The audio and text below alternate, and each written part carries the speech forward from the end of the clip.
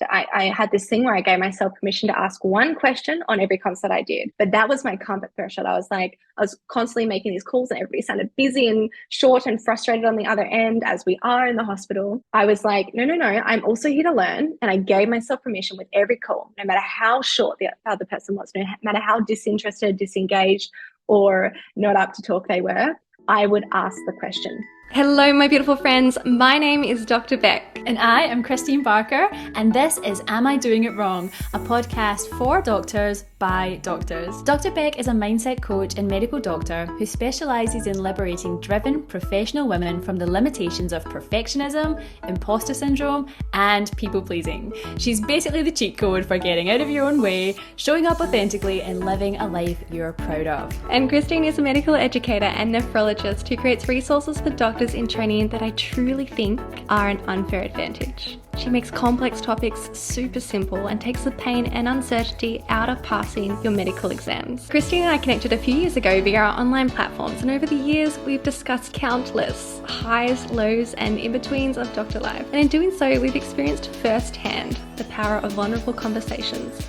to show us where we're getting in our own way and underestimating our capacity. So we want you to be part of the conversation and experience these same results. Every week on the pod, we'll be bringing you conversations which shine light in dark places, normalise the doctor journey, ease unnecessary suffering, and give you actionable steps to thrive in all facets of your life.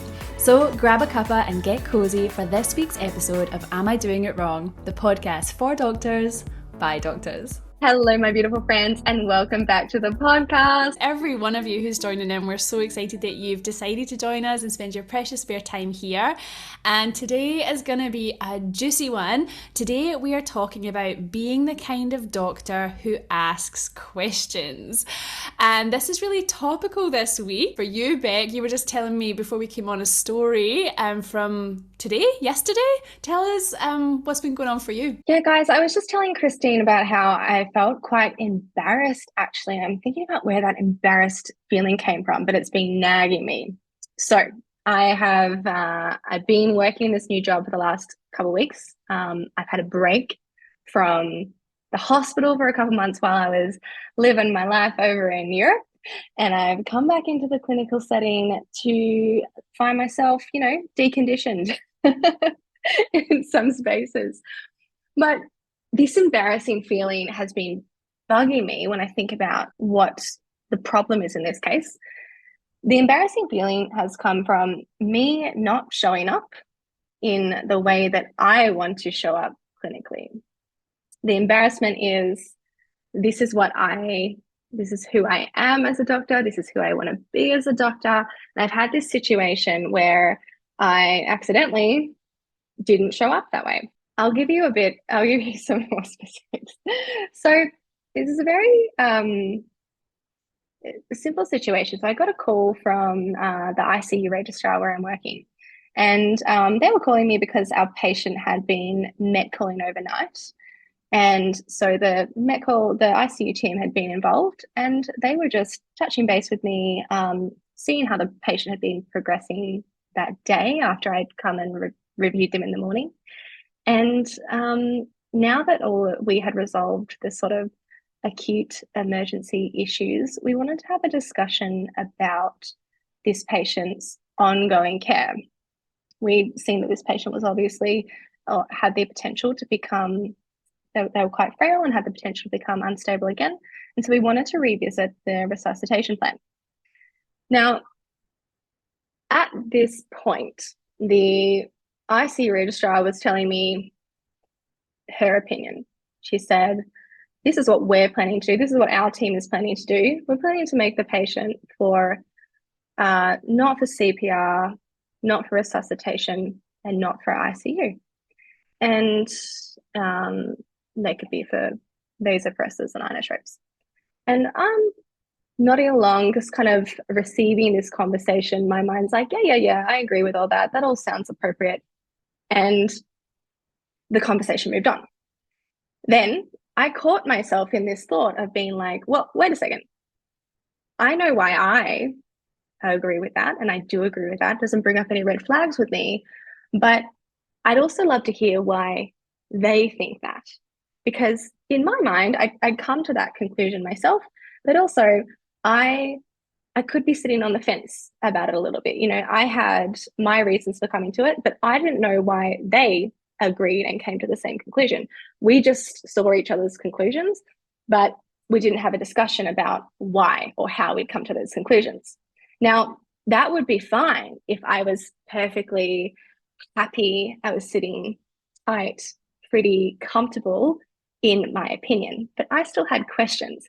And more than that, I am actually actively trying to develop my clinical acumen in this area. I'm actually actively trying to kind of collect more cases of making careful decisions in this space, literally of just deciding to make a patient not for CPR and resuscitation or even for ICU on a case by case basis. This is an area that I'm actively trying to become better in. And I want to be able to make decisions that I can really back myself in.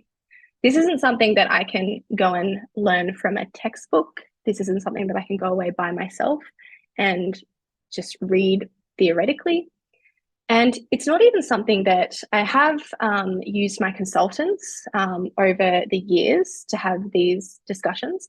And often it ends up in this kind of vague, um, vague, case by case kind of intangible decision that, to be honest, doesn't offer me that much when it comes to that more tricky question of, to me, would this patient be for ICU? And if we are sitting on the fence about CPR intubation, what are the clinical consequences that we would be looking to avoid?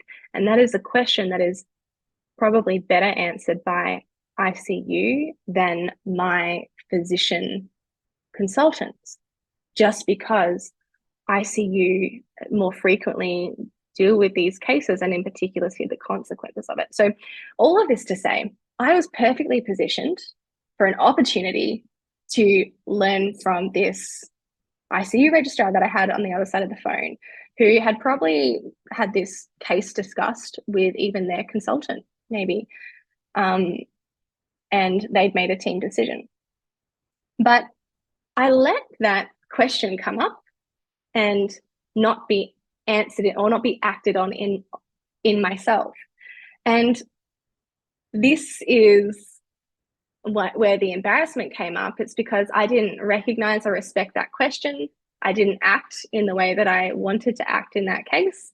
And it just came with so much more ease to just agree and let the conversation go on. Because again, it's not that I disagreed, but there was an opportunity there to learn that I didn't take. So to me, this is a common problem that I think a lot of us perhaps encounter in our clinical lives, because for all of us, there are so many different things that we don't know, or we don't know as well as we would like to know. Some people don't want to learn more about, whether somebody's for ICU or not, their resuscitation status, appropriateness, and the consequences of that. Some people don't want to know, and they just want to defer that on to, the ICU team or whoever else. But for me in particular, this was something that I wanted to learn. And I think for all of us, it's important that we recognize those areas that we do want to better ourselves and give ourselves permission to do what needs to be done. And in my case, I lacked the awareness in that moment to see that I actually wanted to course correct on that phone call and say, wait a second, I agree. And can you tell me more? Can you explain more? So I thought it would be fun for you to help me unpack this a bit, Christine, to think about how I ended up in that situation where, I didn't get to show up how I wanted to. I've got a few different ideas about what it could be, but I do need to reflect on it so that the next time the opportunity arises, I can take what I need from it to be the doctor I want to be. Oh my goodness, this is so juicy, and thank you for sharing this. This is so relatable. But before we unpack the how you got there, which I think is juicy in itself, I guess as you were saying that, a couple of things came up, right? Which I just wanted to sort of point out as an observer of the situation. So one of the things you said was that there are some things that we can really only learn from a more experienced person or even just a different person's perspective, right? There are some things that don't live in textbooks, and you pointed, this is perfect. This is one of those scenarios where if you're going to get better or grow, and to be honest, even as a consultant, I think these end of life decisions, resus decisions, those types of things, we can always grow. There is no end to the growth that we can have, right? That's just one of those scenarios where you're always like learning from other people around you, the best way to have the conversation, all that. So I think that is such a beautiful example. And the only way to get that growth in yourself is to ask the question. So it's so interesting you didn't ask the question, but we'll come back to that. And then I guess the other thing that I'm thinking in this situation is the fact that ICU called you as the treating team. It sounds like, you know, maybe they were just running it by you and see if you aligned, but they're probably also in part thinking this is never black and white. It's always best to gain your perspective, and they're actually interested in your perspective and probably interested in a back and forth. Maybe they've gone home thinking the same thing as you today. Who knows? So it's so interesting. And then I guess the other thing is just the bigger picture of the importance of asking these questions cannot be understated, because as a consultant, you will make decisions and you will make hard decisions, and you have to learn to back yourself, because regardless of the decision you make, when you're responsible for it, whether it goes right or wrong, if someone comes back and says, why did you do that? You're going to have a really good reason as to why you did it. And so as long as you can back yourself, and as long as you can arrive at your decision and really justify what you're doing, you can never really go wrong because you had a pathway to get there. So I think that this is so important for any doctor in training, because the only way that we're going to be in that consultant mode, truly backing ourselves and having that confidence, is by taking these steps on the journey. So this is amazing. I love this story and I love this scenario, and I think there'll be lots of people listening who can resonate with this. So then I guess it's like, how did you end up here? So you keep saying the word embarrassed, and I'm thinking this, I mean, and not to invalidate your feelings, but I'm curious as to why you're embarrassed, because I don't feel like this feels like a completely normal situation. But I'm wondering where that's coming from, and why you think that you did act in that way. Yeah, why would you be embarrassed? And that is why the embarrassment's coming up, because I'm here questioning myself and thinking, you shouldn't have acted that way. You are acting outside of your integrity. That's what makes me feel embarrassed. It's this line of thoughts that's like, you should have known better. And you've been at this for long enough. And let's just say you've been at this for long enough in terms of hospital work, but also mindset work, right? I have multiple reasons for why my brain says you should know better, you should have done better in this situation. And I suppose it's important for me to realize, because I feel the same way as you do. I'm kind of like surprised. I've just explored this situation and I'm surprised to find this embarrassment. And this isn't something that happened today. This is something that happened, was it even last week or Monday or so? It's Wednesday today, several days ago.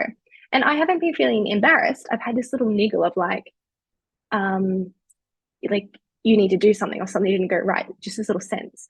And so now that I've brought this, like I've actually given this some attention finally several days later, now this feeling of embarrassment has been revealed that I think I've just been suppressing over the last couple of days.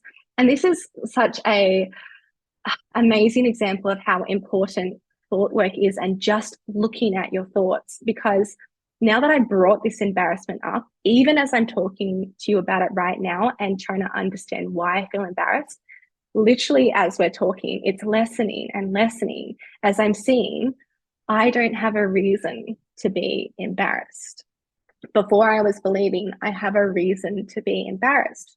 And just by working through it, I'm pulling apart those thought errors that for me are easily dismantled. For other people, it might not be so easily dismantled. And in certain other places in my life, it is not as easily dismantled.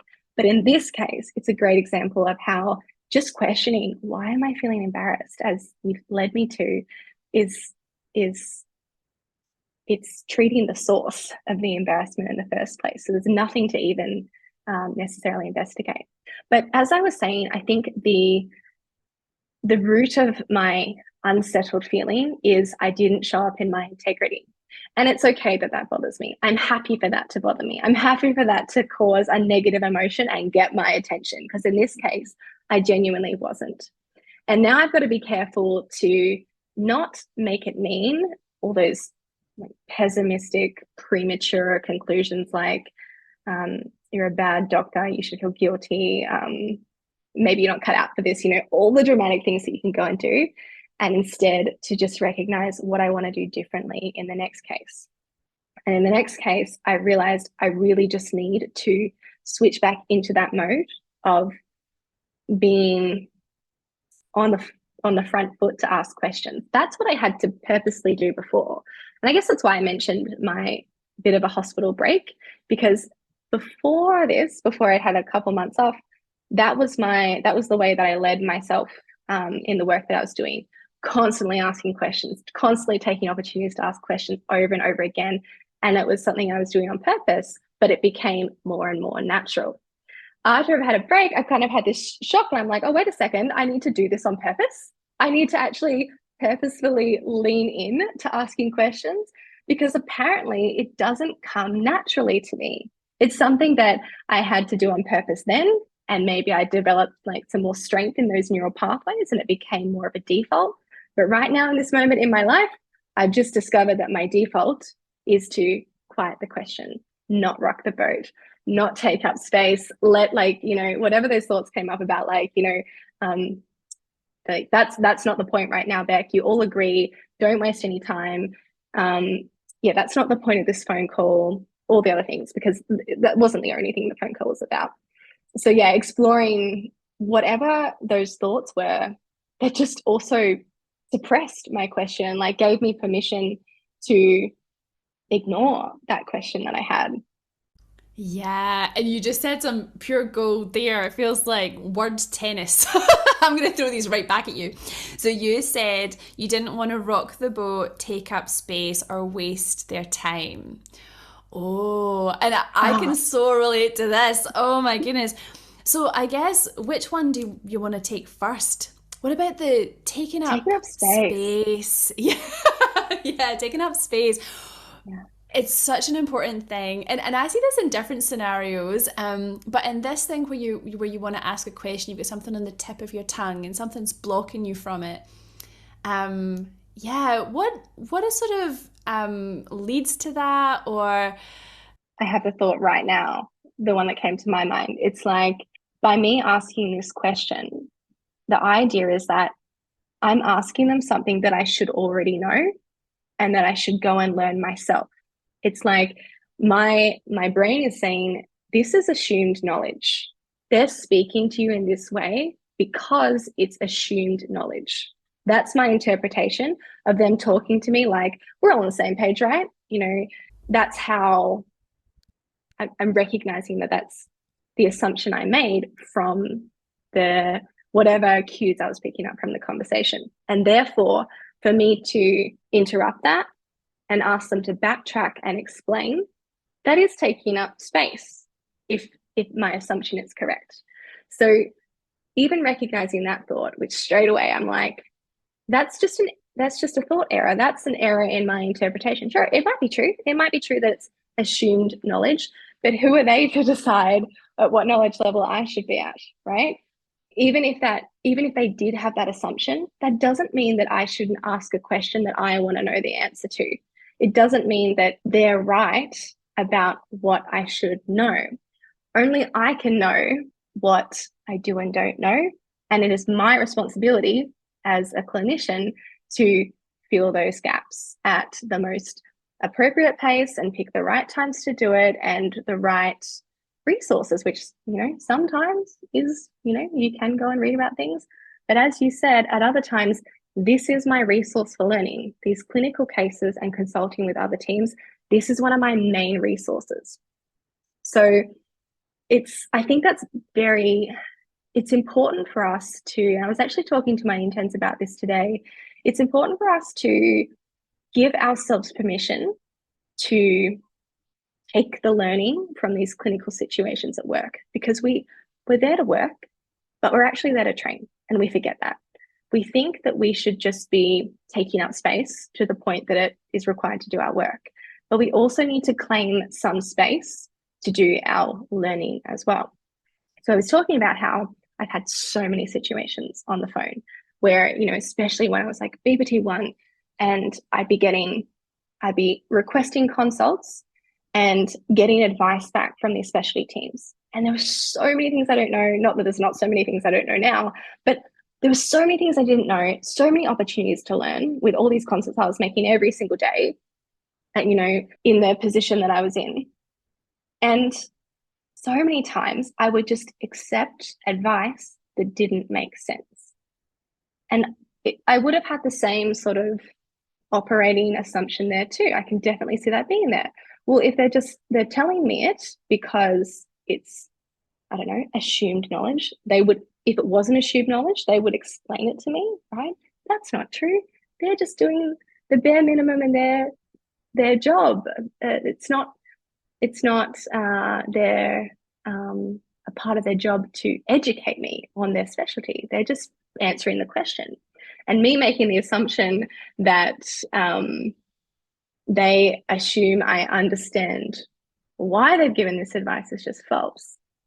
And also the assumption there in myself that I should know all these things, and that I think even back then I probably believed that I could go and look this stuff up if I just read enough papers, if I read every single up-to-date link, that I could go and find these answers myself. And I think just with clinical experience, I realized that that is ridiculous. It's just not how medicine works.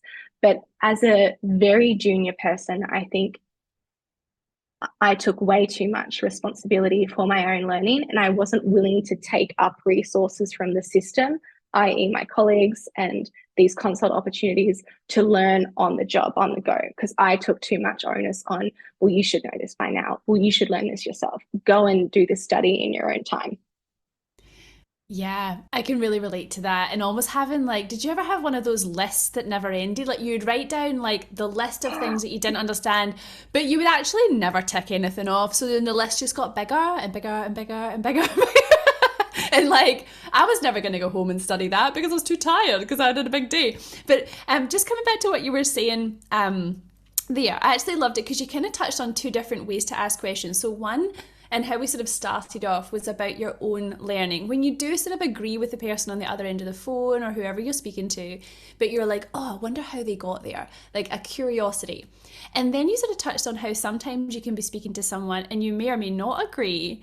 And then that is a different scenario and a little more controversial, but I would certainly, I guess it sort of echoes what I said earlier about being able to back yourself, is it is really important, even if you get a consult from whoever, another specialty team, whoever it is, regardless of how experienced they are or how much they know, if it's your patient, you still want to be able to, explain things to the patient, but if something goes wrong, you want to know, exactly how we arrived there, and you don't want to, I guess, just take things at face value. I've had a few registrars in that situation who, I don't know, say gastro have come along and said something, and I'll be like, well, what do you think? And they're like, oh, well, gastro said this, and I'm like, no, but what do you think? Because there'll be something there that I'm like, oh, it doesn't quite fit this person. I'd love to know more about that. I'd love to pick gastro's brain about that, because I'm not quite, because I guess every time that I'm coming up to the patient, I'm thinking,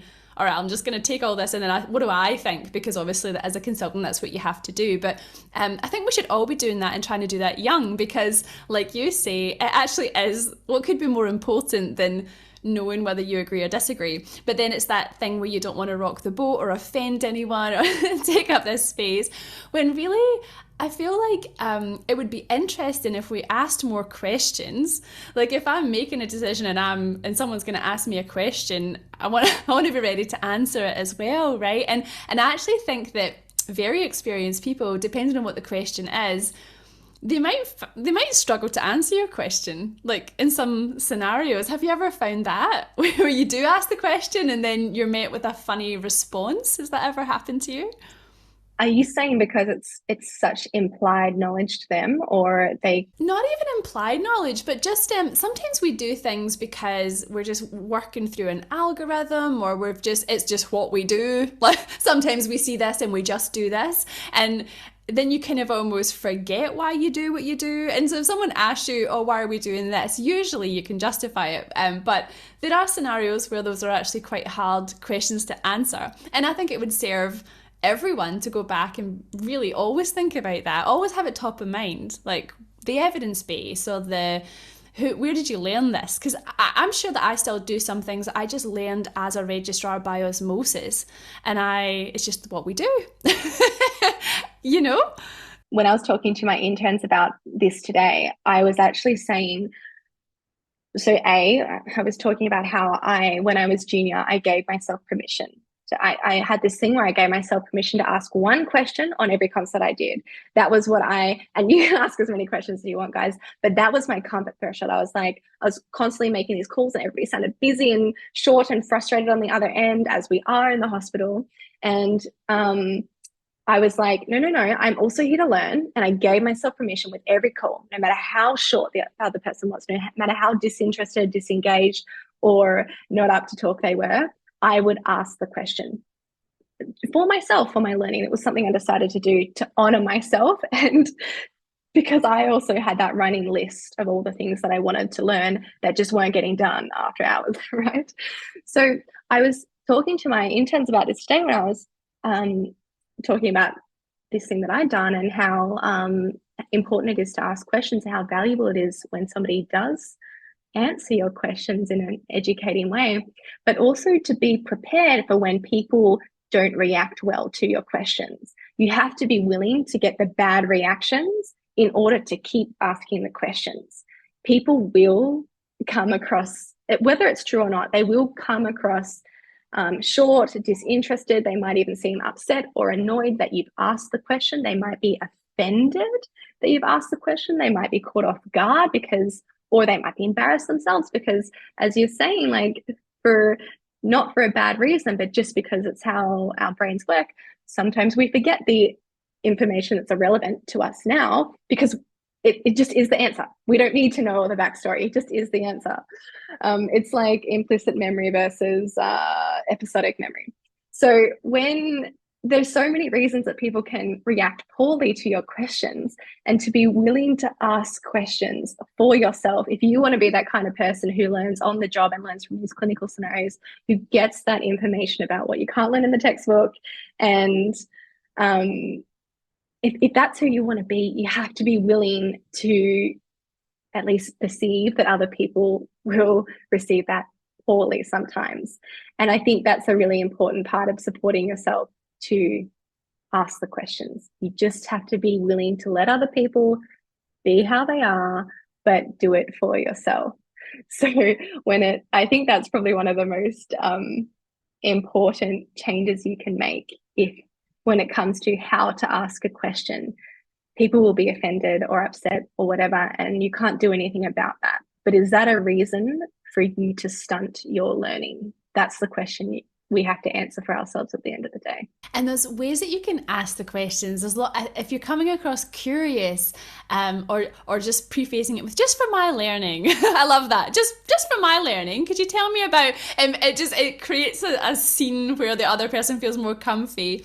But what I noticed there when you were saying that, and I don't know whether you might have taught me this or some podcast person might have taught me this.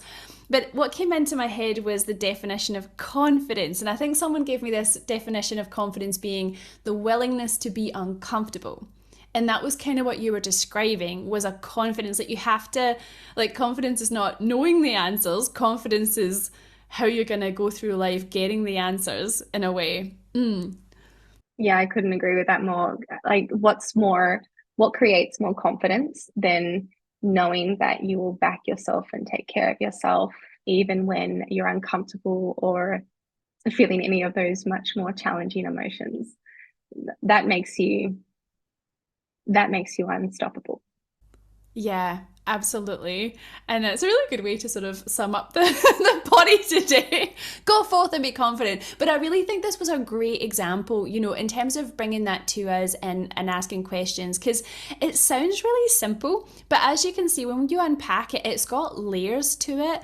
And I think it would serve us all well to have it top of mind. But also, as we go through, if you are listening to this and you're actually in a more senior position, welcoming questions and almost having your thoughts and your I guess clinical reasoning out on display a little bit more as well can also be helpful, so that you're not expecting someone to be so developed and confident that they can do this necessarily as well. So I think a bit of meeting in the middle on both sides of that would be really helpful and could change the way we do things in the hospital. Yeah.